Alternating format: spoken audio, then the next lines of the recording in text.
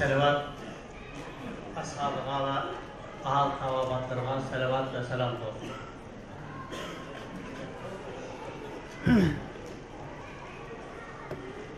Hürmetli karındaşlar, abiyatın kögendek karındaşımız gayet lazım degendek bugün hakikaten Şarkı Türkistanlıklar için gayet pəxirlişə tegişlik.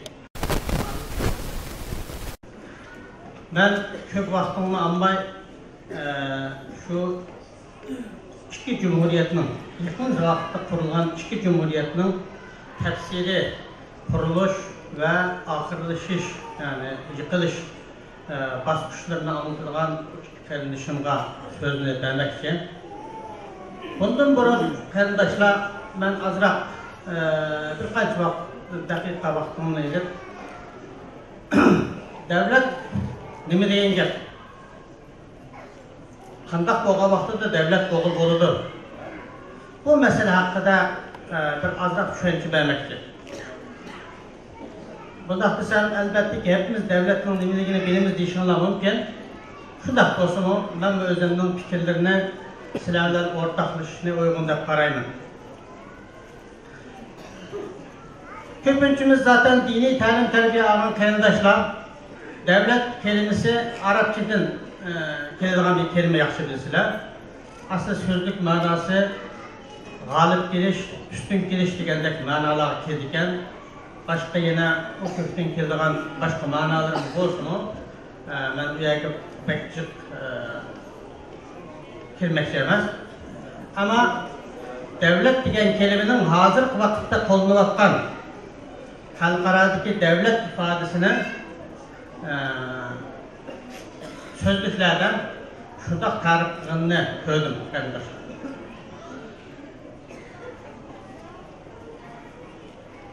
Devlet malum bir millet veya milletinin özünün toprak bütünlüğüne, özünün yaşavatkan zeminine qo'g'diyolgan asosdan bir nizam bilan beraber yaşaşı.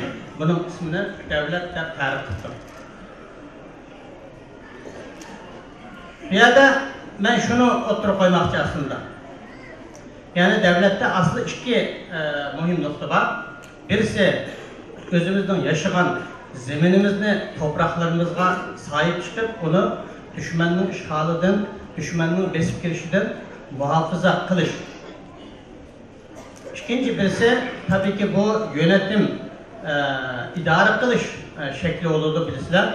Bu idare kılış şekli elbette her milletinin, her toplumun özünün itikadı, özünün medeniyeti, kültürü ve bu cihetten belirleydiğin bir idare kılış sistemisi bulundu. Müşahidin kürvağlı oldu ki en mühim anının aslında şu yaşayan toprağını, zeminini muhafaza kılıp saklap kalalış asıl devletinin merkezden oluşturan asıl amilinin muşu kendiliğini sizlerle ortaklaşmaktır. Biz hemimiz o yaşayan zeminimizni muhafaza kılanmayıp müşahide hicret kılışına mecbur olduk. Yani nurgun kayındaşlarımız ya da pek çoğumuz Şarkı Türkistan'da aşı topraklıda zindanlı izlivatıdı. Bizden ata-analarımız elbette bizi qaraganda texmi bir qadam aldı diken. Abiyetim degende ata boğullarımız hiç olmasa iki qadam Şarkı Türkistan Cumhuriyeti kurup diken. Ama biz texe kuranmadık. İnşallah en kısa vakitte Allah bunu bizge nasip kılar. Ben bir yerde sizlerle ortaklaşıkı değiştik bir mesele. Hem de muşu özünün yaşavatman zeminini qoğdaş degen mesele üstüde azaq durmak için. Bu yerde devletin tarifi de başkuruş nizamı ikinci planda, toprak zeminini qoğdaq qilish birinci planda kösülüyor. Yani şunu demek için, bir devlet kuruş, devlet degen gap, devlet ilgi buluş degen gap, aslında bu hak hukuk mücadelesi degen. Hakkımızda araç mücadelesi degen. Elbette devletteki ideologiler okşamaydıgan boludur. Her devlette, bugün körüvatımız dünyanın hiçbir devletinde sap %100 bir ideologiyini temsil kıldıgan bir halktan terkip tapmaydı. İdeologiye okşamaydı. Ben bunun en canlı örneğinden bir tane örnek vermek istiyorum. Hemen onu yaxşı bilirsinler. Aslında bugünkü manadaki devlet kavramını, bugünkü manadaki devlet teriminin aslında birinci kurgucusu bizden Peygamberimiz Resul-i Ekrem Aleyhisselatü Vesselam. Resul-i Ekrem Aleyhisselatü Vesselam Mekke'den Medine'ye hicret kılıp kelgenden keyin birinci işi bir devlet kuruş oldu. Ona köpünce okuyan ilim ehli karindaşlar yaxşı bilirsinler. Biz dinimizi öğrengenде fakat hadisini, ayetini, onun öğrenimiz, şeriat, bazı fıkıh bilgilerini, malumatlarını öğrenimiz. Onun koşaş İslam tarihlerini yaxşı okuşu doğru gelir.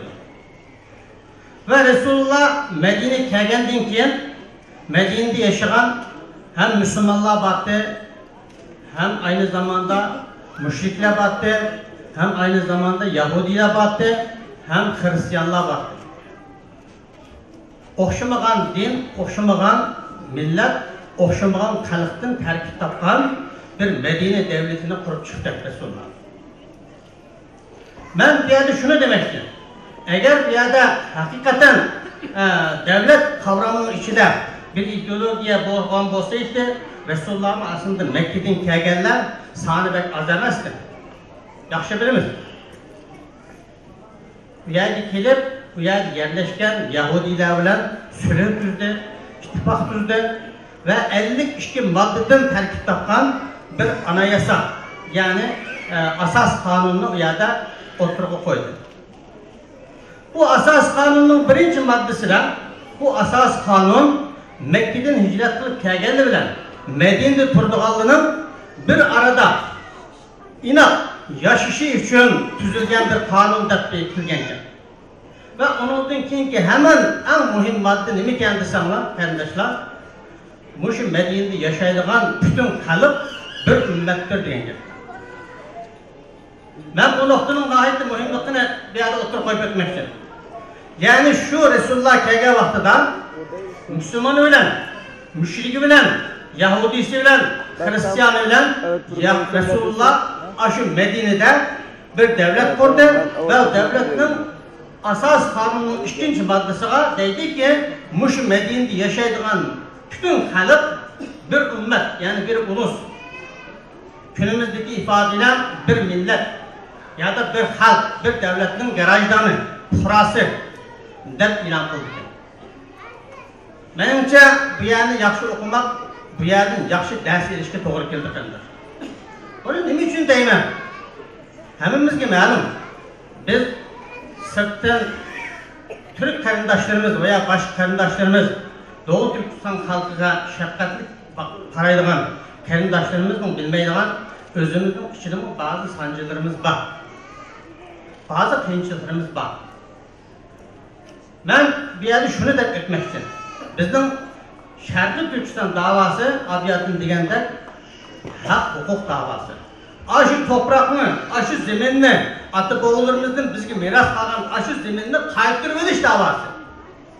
Elbette ki hemimizin kallasıdaki bir ideoloji var. Hemimizin kallasıda bir, bunu ne için kılınan degen bir ideoloji var. Bunu yaxşı biliriz. Bu ideoloji Şarkı Türkistan Cumhuriyeti'ni kuruştu bolganda hatta yüz Allah için kıldıran ibadet olan bir namazdı mı var? Şuna Resulullah ne dedi? İnnemel a'mal bin niyat dedi.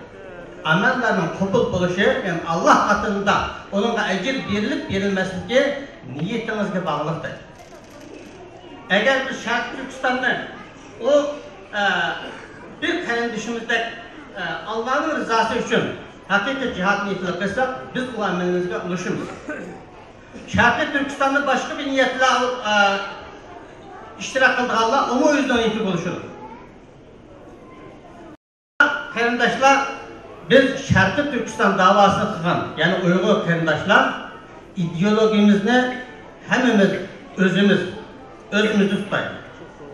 Bundaq işimlik sebep şu, biz zaten kadimden beri, ta Sultan Sultan Borahan'ın zamanından beri, elhamdülillah Müslüman. Müslümanlar içinde oxşamayan köz karışlar, oxşamayan nezrivi fikirler elbette mevcut. Bu fakat Uygurlar arasında demez, Araplar arasında var, hatta sahaba arasının şundan keyinki zamanlarda boğan. Bunlar bu oxşamayan fikirlerine oturup koyup, birisi bilen uruşkan emez, birisini yegenemez. Şuna Şərqi Türkistan davası meselesi de, devlet kuruş meselesi de en mühim olan meseleden bir tanesi, bu devleti kurup çıkaran kim? Bu devletin asıl amilleri kimler?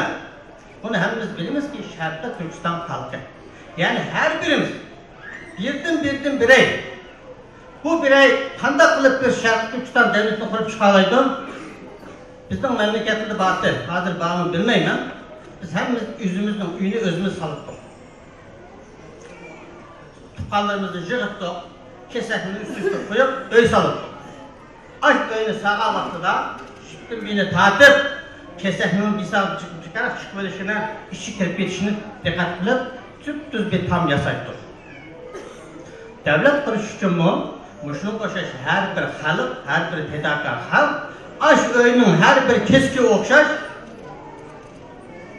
hem intizamlık, hem tertiplik, hem bir baştan hareket kılışına doğru geldi arkadaşlar.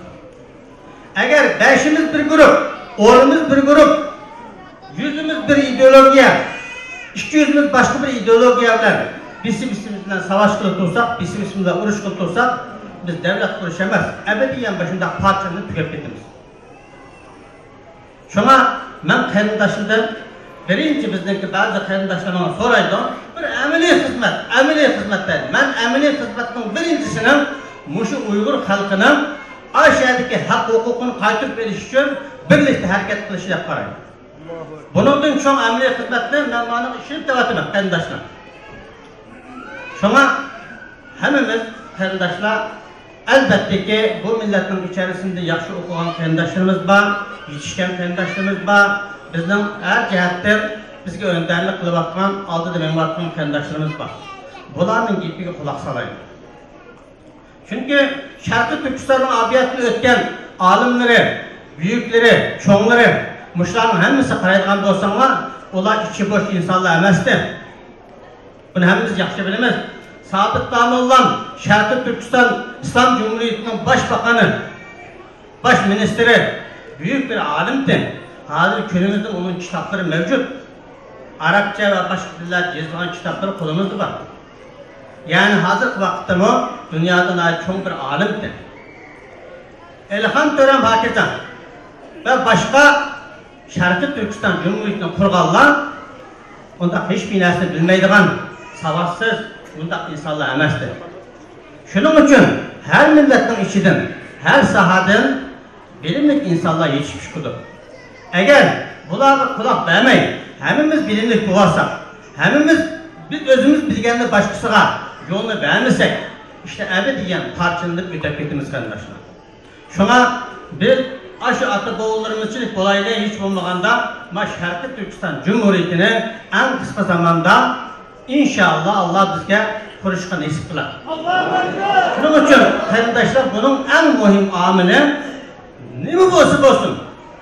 Ne mi düşünceye gibi olsun? Hatta nazar, o Allah'ın yüzünden aldırırken münasebet.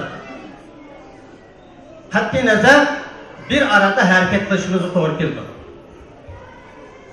Bir arada hareket kılış. Tıpkı Resulullah'ın Medine'ye gelip, Tunci İslam devletini kurgandek, şu çağda Yahudiler mi, Hristiyanlar mı ittifak düzgendek, bizden işimizde elhamdülillah Yahudisi, Hristiyanı yok. Az bazı okşamaydan göz karıştı kendidaşımız var. Muşu okşamaydan göz karışlarımızda mı aldığın planı çıkarılıp birisimiz bilen birlikte hareket kılamayordunuz.